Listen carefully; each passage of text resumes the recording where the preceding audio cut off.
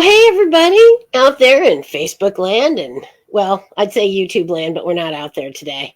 But that's okay. We're here in Facebook land on the Things Network, and I'm just darn glad to see everyone. And tonight, I have a special guest who is also my cousin, and his name is Paul, and he's got some great stories to share. And we watched a movie together called Kumare, and we're gonna give you a little breakdown on that and our take on what we learned from it because it was an awesome movie. So here's Paul. Hey, Hello, Paul. everyone. All Hello, right. everyone. Welcome to the podcast. All right. So Paul's here, and we're going to talk about the movie Kumare, which the basic premise of the movie was this fellow went to college. He was Hindu, a Hindi, and he questioned his religion. Ended up. His parents were from India, so he went there and he saw all these fake shaman there. Guys who were just really taking advantage of people, and personifying the yogi. Meanwhile, they didn't really have probably the conviction of their calling, let's say. And so he wanted to see, do a social experiment and see what it is people can be made to believe. So what was what would you add to that? Yes, that was a wonderful synopsis. Yeah. What was great about his approach is that because he just wanted to impersonate a yogi and not really be one, he had purity of motivation because he was not worried about how many followers he was attracting. He was definitely not worried about making any money. He just wanted to see if he could get people to believe that he was an actual yogi. His Right. whole premise was to show that everyone is actually a yogi inside of them. Right. And that if Your they inner believed in him, guru. they were really just believing in themselves. Um, So we have that guru is sometimes the word that people use, and that is spelled Guru. So I met a GURU. spiritual student named Sunshine Cohen in Denver. She's the one that told me that one. Guru. And I was actually traveling with the Yogi Shanti Swarup at the time. And he was very much like that, except he did not have the purity. He wanted very much to develop a big following and to make as much money as possible, and mainly to get fame and recognition. But he also did not charge for any type of meditation lessons. Yeah. Now, Yogi Shanti, according to him, when I traveled with him, he had actually worked with Srila Prabhupada when he Uh-huh. first started the Krishna movement. And he also worked with Maharishi and Mahesh Yogi. Uh-huh. And he said that Maharishi, before the Beatles went over there, had an old house and a used car. And that whenever he tried to get in touch with him, that he would act like he didn't even know who he was. Oh, wow. Yeah. Yeah, Paul traveled with a yogi for a little bit. Yeah, Um, that was a great experience too. But like I said, people got very confused by that too because everyone is looking to find some spiritual master that somehow will touch them on the shoulder and make them enlightened. right. And there is no such thing. That's what Kumari showed. Yeah. Yeah, Kumari Kumari, showed that Kumari showed that each person has to do the work within themselves. yeah. This movie came out in 2012, so it's been out for a little while. We watched it on Tubi, so I'll give them a little plug, and it was free to watch. I'd say anyone should watch it because I think it really inspires you to look inside yourself and find your inner guru. Because I think we all have it. We're all looking for enlightenment. Um, Yeah, he just he and he kept telling people the whole time too that he was not he was just a fake. He was an imposter. He wasn't what he said he was, but he said it in this accent, and so they believed him. They thought he was being metaphorical. Well, Robin and I also discussed last week when I was in the hospital that there has to be a scaffolding, and I think that's what this was about. So, since we are indoctrinated by left brain thinking or the male orientation, which has to have proof of everything, we almost need an education. We call it a scaffolding, where you're able to get the experience of success, and then that way follow that experience to more and more learning. Right. So, in a way, Kamari provided that scaffolding because when people literally believed that he was a magical guru, they had more faith in themselves to learn. It was almost like it was their proof of their own faith. And Yeah. he was totally safeguarded because he was not trying to do it for any external reason. No. In fact, it No. was completely inexperienced. Yeah. So my brother is actually working on socially engaged art also. And I would call that a very, very well done socially engaged art project. Can Because you socially hold engaged the art phone a means, little closer, Paul? yeah, There you go. socially engaged art means that you're getting the participant in the art to actually Right. become like an artist. Yeah. So that is what he was doing. He was providing for the people that he interacted with the Uh-huh. experience of feeling that love and that harmony. And Right. at the end, he worked with 14 people. 10 of them were happy and pleased with what he did and got good results. Yeah. 4 of them were angry. And it seemed to me that the ones that were angry were the ones that were literally doing what he was not, which was trying Right. to pretend like they had something special that they could sell. Yeah. And Yeah. meditation itself and prayer is free. Yeah. He There is taught no them this price. blue light Anybody who's telling you you have to meditation. pay for that, anybody who's telling you have to pay for meditation or prayer or any type of magical thing is just trying to lead you up the pathway. Yeah. Everything in the real spiritual is free. Right. Well, yeah, and the whole thing about I'm more spiritual than you, and they had like Oh yeah, dueling there's yogis no. over there, where they would Yeah, they would the one yogis thought do they that were the most sometimes. spiritual. The yogis do that to each other because they're competing, but that's also a ludicrous concept Yeah, it is because of ludicrous. course no one can be more spiritual than anyone else, no matter Right. what their practice is. Now, Yeah. yoga and meditation and being an ascetic diet, for instance, will help lead you that way because it purifies and cleanses the body, but there is no formula for becoming aware of things like that. Right. If you did every formula, it wouldn't necessarily guarantee that you would figure it out.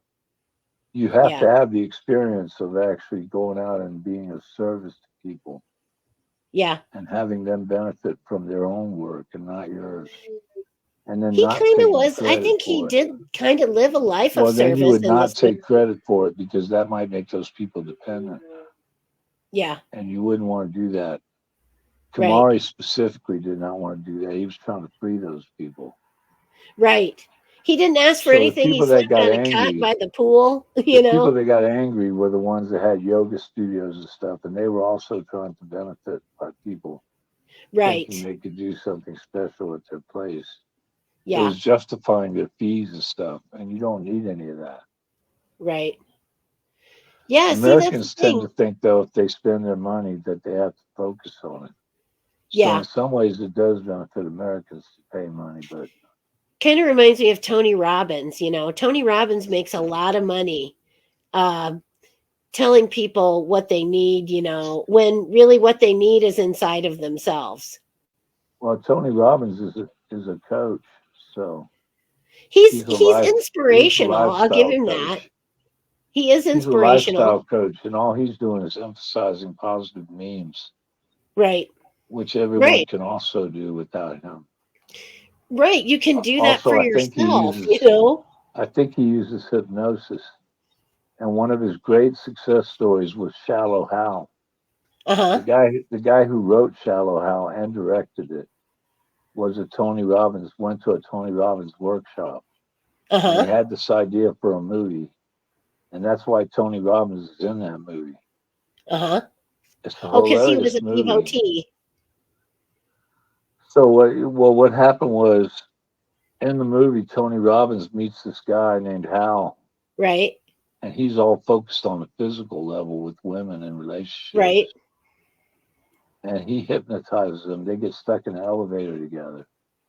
And he tells Hal, who's Jack Black, that every woman he sees he's gonna see her for her inner beauty.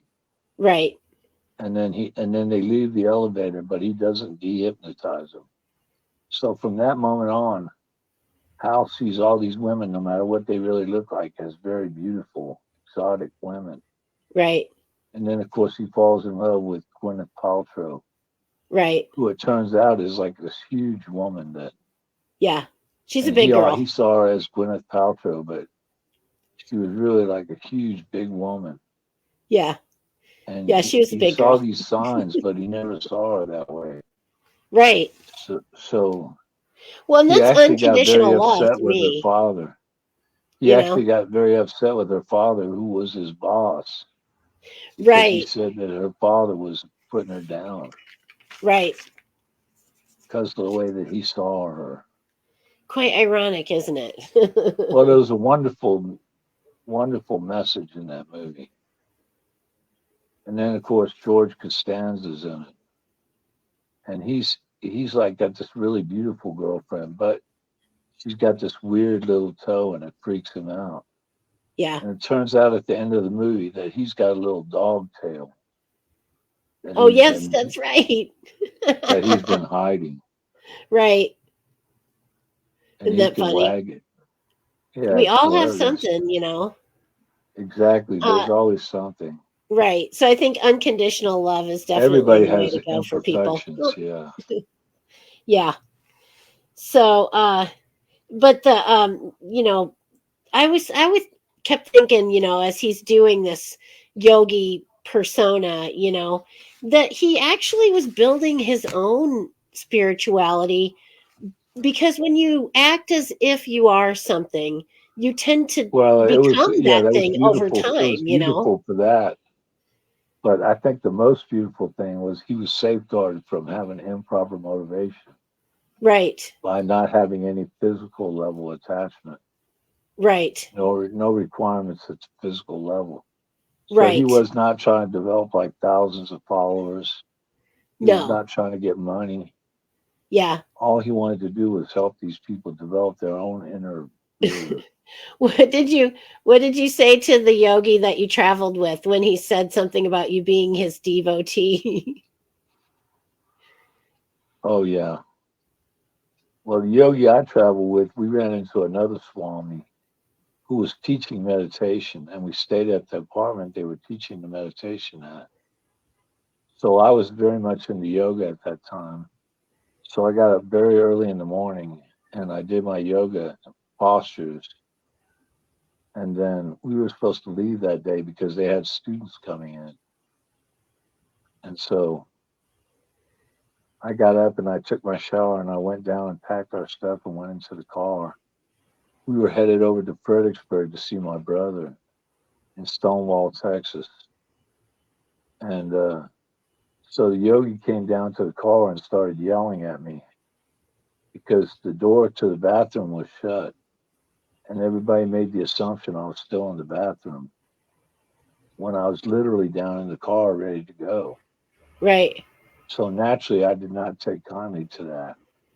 And I said, I'm right here. This is where I'm at. So, because he thought I was being disrespectful to the other yogi. Yeah. But he had it completely wrong. Yeah. And then he started putting all that on me that I was not a good devotee. And I was like, you're right. I'm not a good devotee because nobody should be.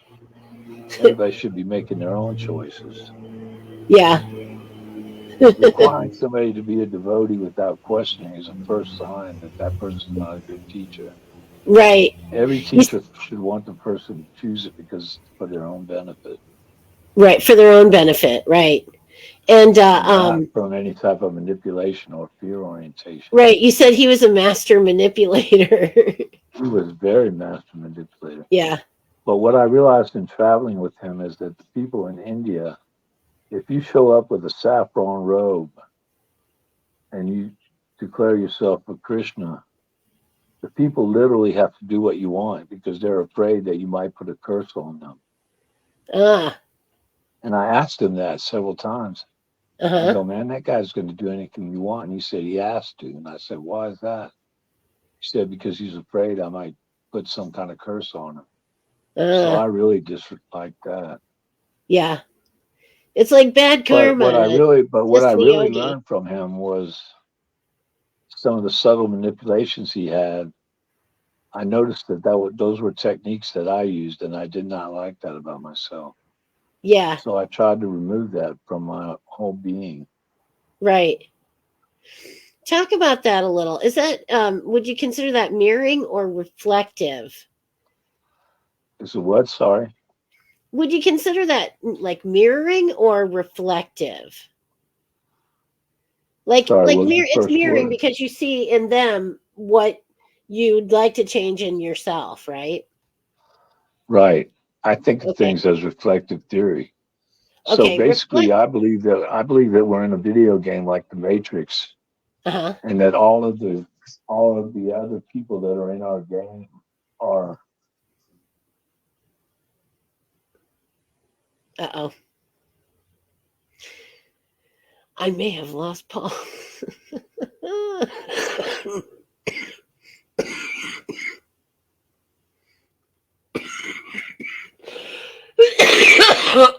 Oh, excuse me. Well, we'll take him out for a minute and I'll see if he comes backstage.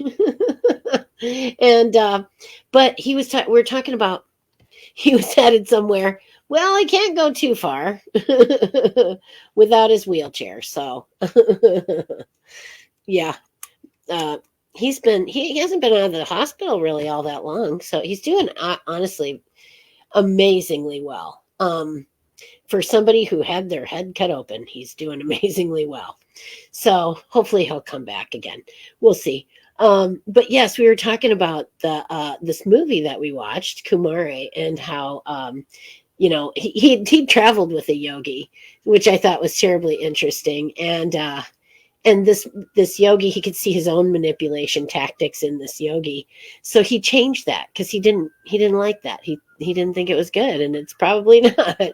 But the other thing too, reflective theory, is if somebody's throwing shade at you, it's probably because of what's inside of them.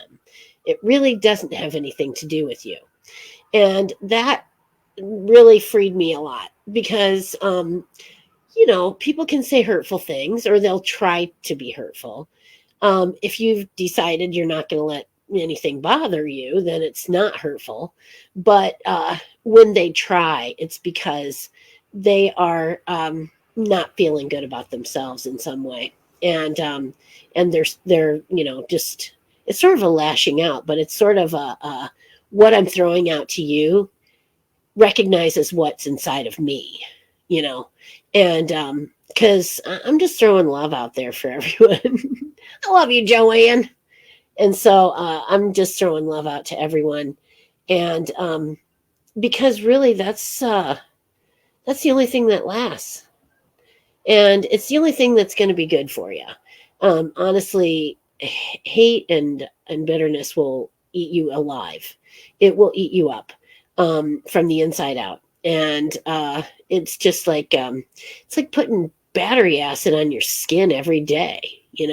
Think of it that way. Think of negativity as dropping battery acid on your skin and your internal organs every day.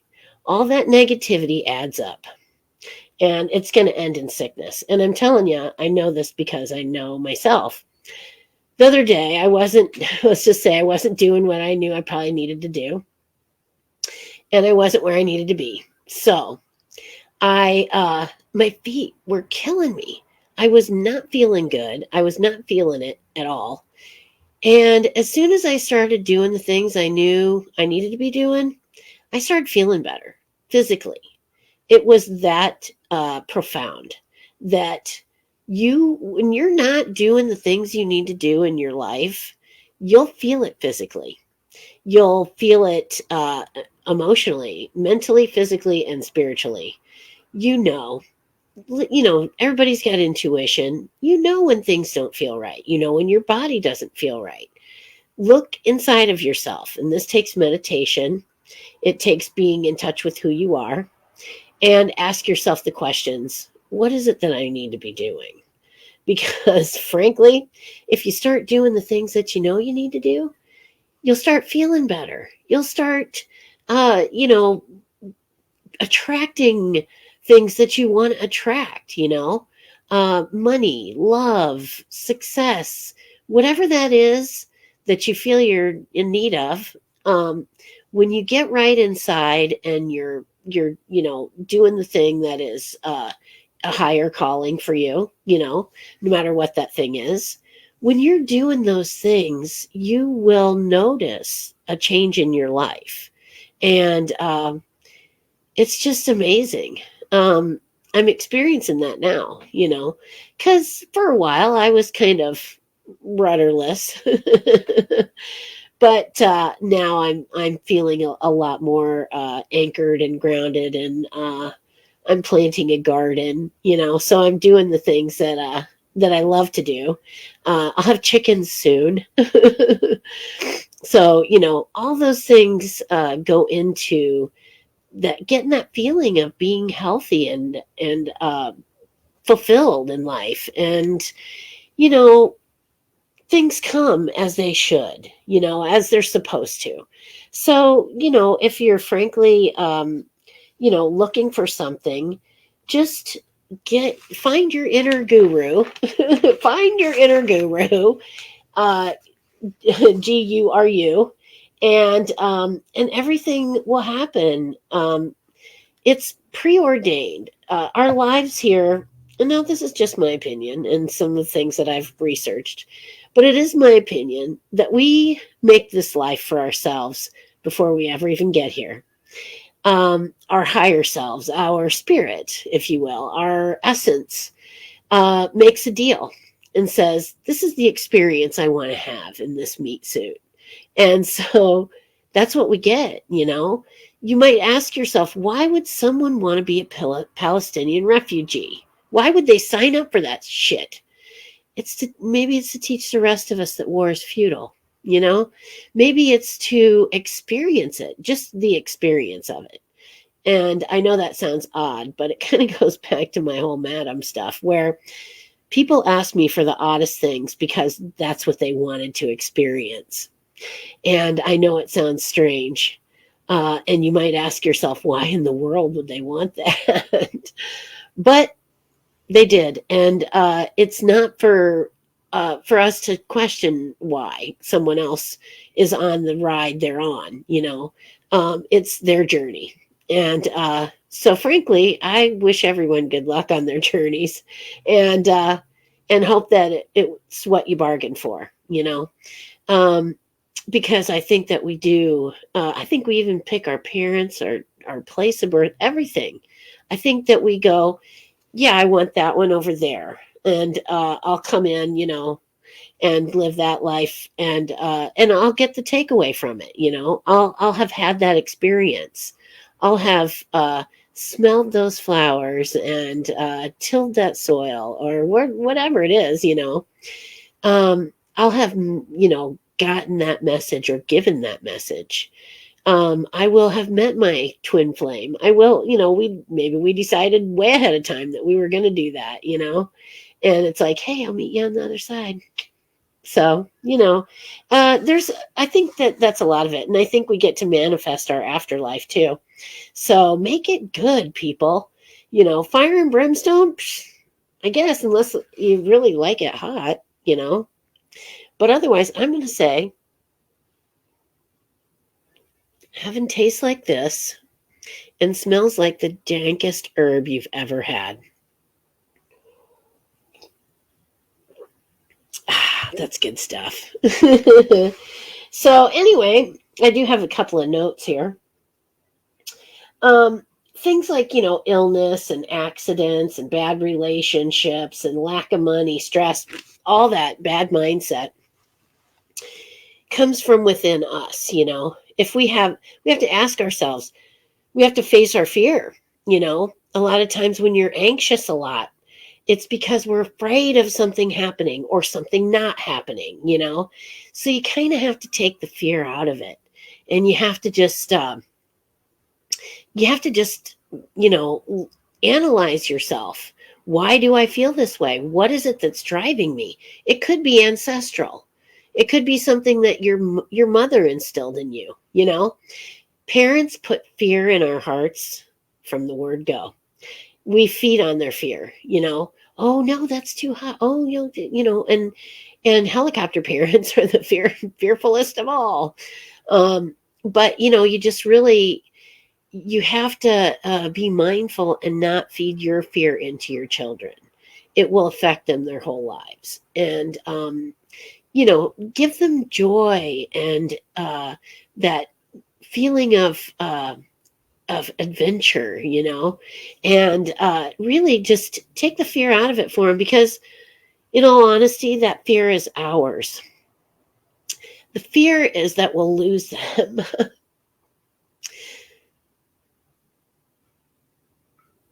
And so we keep them safe. But the truth is, no one's safe. This earth is not. It's not a given. Every day isn't a given to anyone. And we have to encourage them to live to their fullest and have those experiences. Take chances. Don't not try things in life because it's scary. Is he still on? No, he I lost him. Okay. he got lost. So he's just in the other room. It's funny, we're podcasting back and forth, but he's just in the other room on the phone, because he is still bedbound. And we get him up, and he's got a wheelchair and stuff. But he had brain surgery like 3 weeks ago. So he's actually really amazing. Thank you, Janet, Joanne. Thank you, Joanne. He's doing amazing, because he just had his head cut open and had a tumor taken out. So, but he's coming back really good, and so we're keeping working on him, and he's got an appointment tomorrow. We're gonna take him out and shove him in the truck and stuff. So, but yeah, we can't. We don't want to put our fear into our children. It'll stop them in that whole poverty mindset of, oh, we're always broke fuckers. Then they hear that. They hear, oh, we're always broke fuckers. And, oh, I'm sorry, Joanne. That sucks, man. Paul had a glioblastoma, which is it's glial cells, which are the cells that produce CSF in the brain. So they're located in skulls. And so that's what happened with Paul. And they took out a 2-inch tumor, for Pete's sakes. And he's doing really exceptionally well, though. I mean, he was reading books just a few days after. It was incredible.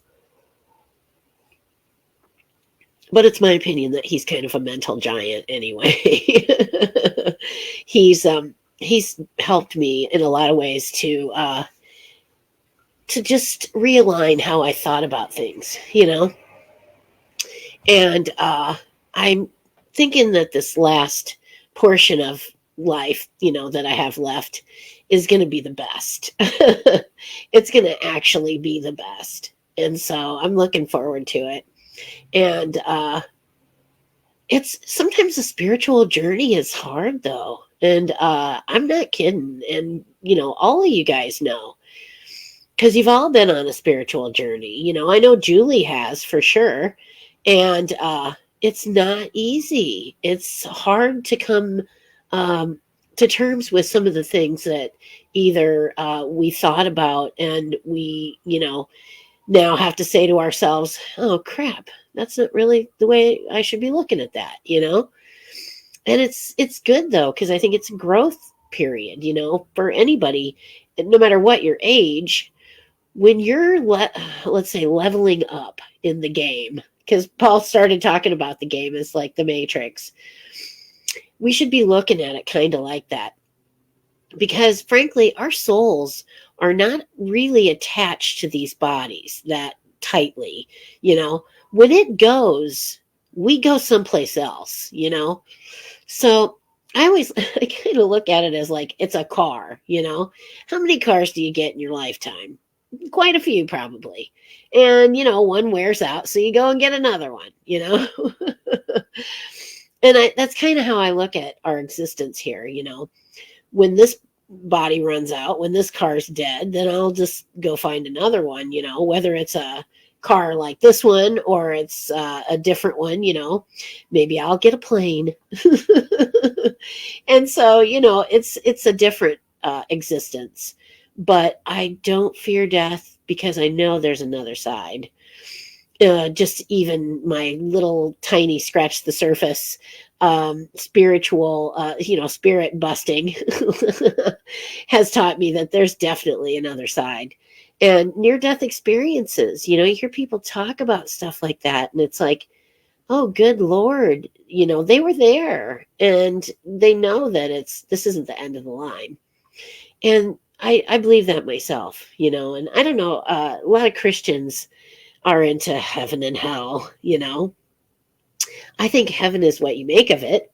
I don't think anyone goes to hell. I think it's just another existence because frankly, if we look at the theory that we all bought into this life before we ever even got here, then that says that the murderer and the victim made a pact with one another. Okay, I'll murder you. You be the victim. Maybe next time around we'll switch places and we'll both get that experience. And so there's no victim in that either. So it kind of takes out the victim aspect of it, which some people wouldn't really want to embrace because it's just too good to feel like the victim, And I don't buy into that stuff. And frankly, I don't know. I think it's a mind blower either way. If we think that we really, really, we bought into this life full knowing, that the experience of it might be not always great. But we went for it anyway. And so, and I think that we can have another chance if we want on this planet as another meat suit. Or I think we have a chance to move on to something else. Maybe we can travel. Maybe death is what enables us to travel interstellarly, intergalactically. Yeah, maybe there's aliens out there that can travel intergalactically in their meat suits. But I think that really, as an energy particle, I think it'd be a hell of a lot easier to get to other places that are super far away because you can travel at the speed of light then, can't you? So it doesn't seem so far then, and where time is not of an essence, time means nothing, people are so worried about getting somewhere at the right time. Oh my God, I got 10 minutes to get there, or, oh my God, time's getting away from me. And there's no time. We don't have to worry about time. It's infinite. It's infinite. And so are we. And I think that's what, if I wanted to leave you guys with one message tonight, it'd be, we are infinite beings. We are never ceasing. We have it inside of ourselves right now to be everything that we want to be. you know, it's right there. Just, take the time to sit down and really examine yourself, listen to yourself, and figure out what that calling is in life. If you're helping people, I'm telling you, oh, I will, Joanne, and I know I will. And if you, I'm just really getting started with this journey of spirituality. I mean, I kind of the whole, I'm going to say it, the whole witch thing just barely scratched the surface. Um, Doing spells and things like that, they help you focus your intent, let's say, but it's not the magic. It's not because of having these items and doing this chant that I have enabled myself to do things. The magic was always inside of me. I just had to figure out how to get it out. and and now that I have, it's pretty special, and it's something that I think everyone can do. Everyone can look inside themselves and ask, what are my motivations for this? If I'm not doing it from a place of love, if I'm not doing it because I want to, if I'm motivated by money, if I'm motivated by manipulation, then opt out. Don't do it, because it's just not worth it. There are so many things out there in life that you can do, um, and make money, frankly, that are not going to go against what you really feel. To be motivated by money is to live half a life, because it's not going to make you happy in the end. You can't take it with you. It doesn't fill your soul. Um, and as much as it might cushion your soul, it doesn't really serve a great purpose unless you make it serve a purpose. I have a couple projects that I'd like to get going. And I want to do a couple retreats about just simple stuff, urban gardening, and I get my garden going, and I'm going to show people how they can use small spaces to have great little crops, that's enough to feed their family, and you can have chickens in a lot of cities. So I'm going to show them how to, have a little chicken coop, and it doesn't even take a shit ton of land. You can urban garden with like a half an acre, um, also just how to teach people how to get in touch with their spirituality. A lot of people are not sure what that first step would be. And if I can guide someone, I'm more than happy to do that, because it's changed my life. And I don't do things, I'm not doing things for the wrong reasons anymore. So it's good. It feels better. And I think once you have found your calling or your purpose in life, you're a lot happier, you know? Um, for some people, it might just be, uh, volunteering at the local homeless shelter, or taking a bag of groceries to a single mom somewhere that is struggling. Um, just little things that we could do for each other to uplift one another, and in the process uplift ourselves. It's not about, oh, what a great person I am because I did that. No, it's just you're spreading the love, you're showing, you're sharing your abundance with others.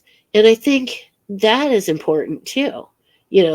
That if I have more than enough, there's no reason why I can't lay a little bit on somebody else.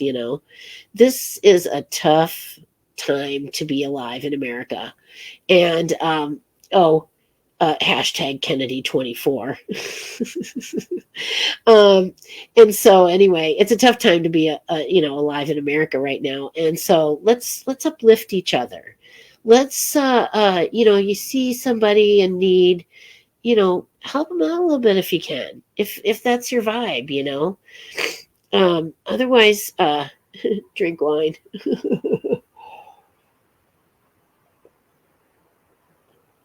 Oh yeah, Joanne. Not only that, I have never in my life, not even once, donated money to a political campaign.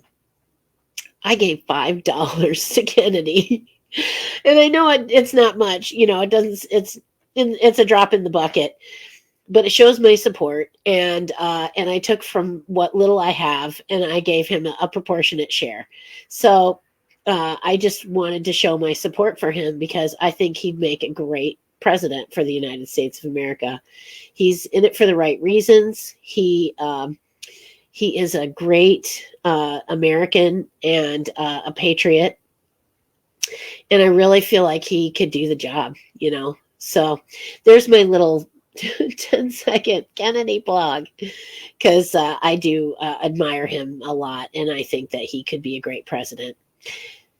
Really quite unlike the other two that are running, not almost dead. I know, right? Yeah, he's not almost dead. He's very, very much alive and kicking, and he's a beautiful person. He's sued some governmental agencies that were fucking us over. He sued big companies, big business that was fucking us over, and I really think that he cares about this country and the people in it.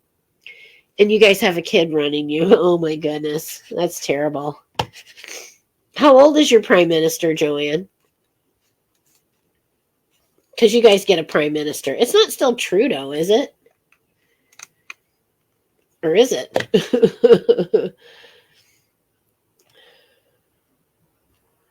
Because he's young, but I don't know if I'd necessarily call him a kid. But yeah, he's a young guy. It is still Trudeau. Oh, well, yeah, he's a young fella. I heard he's kind of... he's a bit fascist and also in very snugly with big corporations and such, and that he's kind of lost sight of the people that he is, governing as well. So that's just what I heard down here in the southern states, Yeah, big Texas wildfires going on down here. It's terrible. And I feel my heart goes out to those people who've lost all their, their homes and their land and, everything in the Texas wildfires. And it's huge. I mean, huge, like 1 million square acres. It's just incredible. So hopefully they'll get that under control soon. But as far as that goes, would you like a reading tonight, Joanne? I do have my cards. I would be happy to give you a reading if you would so desire. We could kind of shift the tables on that. Excuse me. Well, yeah, you're there. All right. So would you care for a reading, Joanne? Since you're my one and only hanging out. All right. See, it pays to hang out.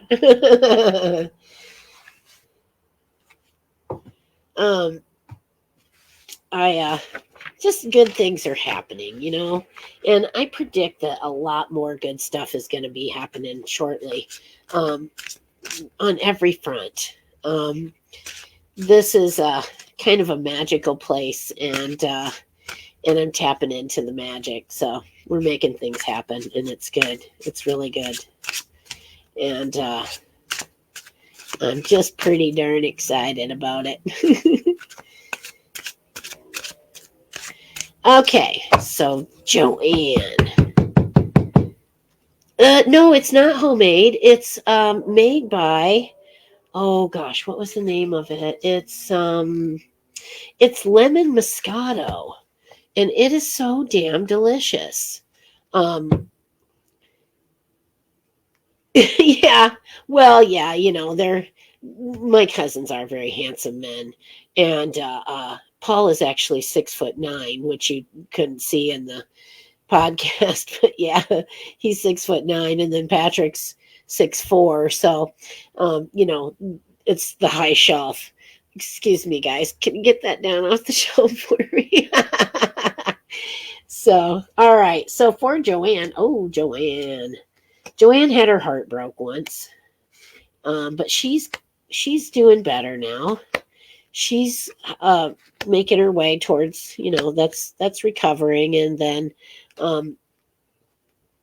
she is, let's see here. She's recovering after that, and things are looking good. Do you have some sort of family gathering coming up anytime soon? Like something you're celebrating with family, maybe?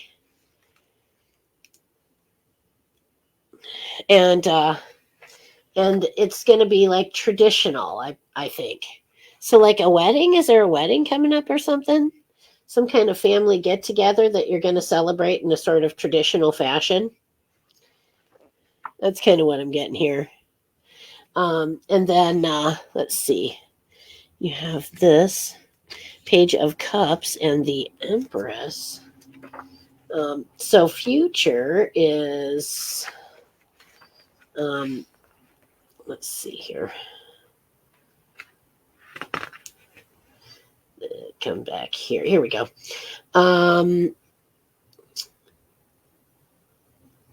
You may be feeling disconnected from your creativity or unable to receive praise, affection, or other signals of positivity.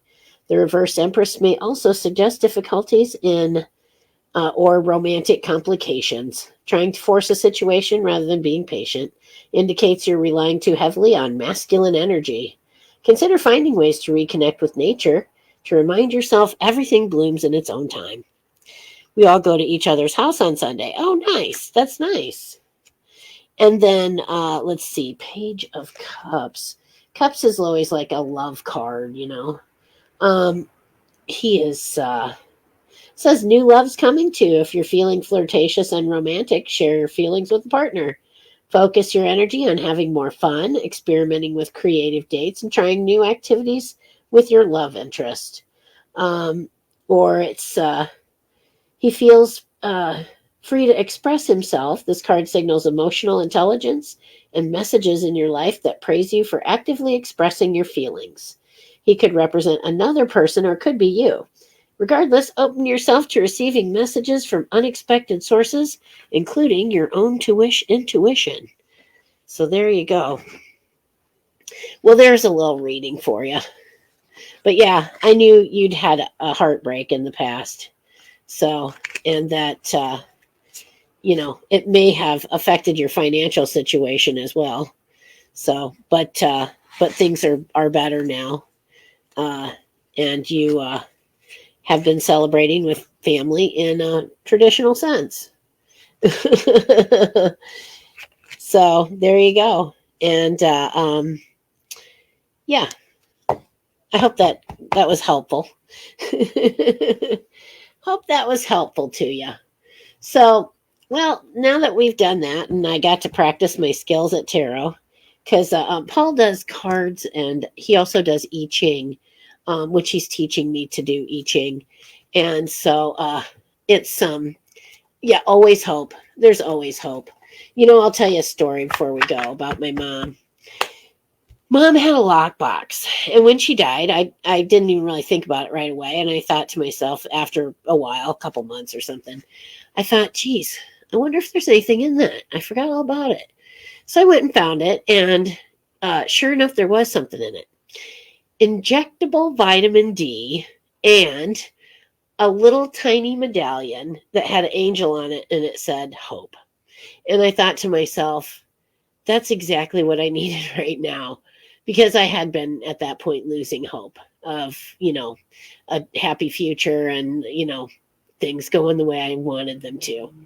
And so my mother from the grave sent me a message saying, don't lose hope.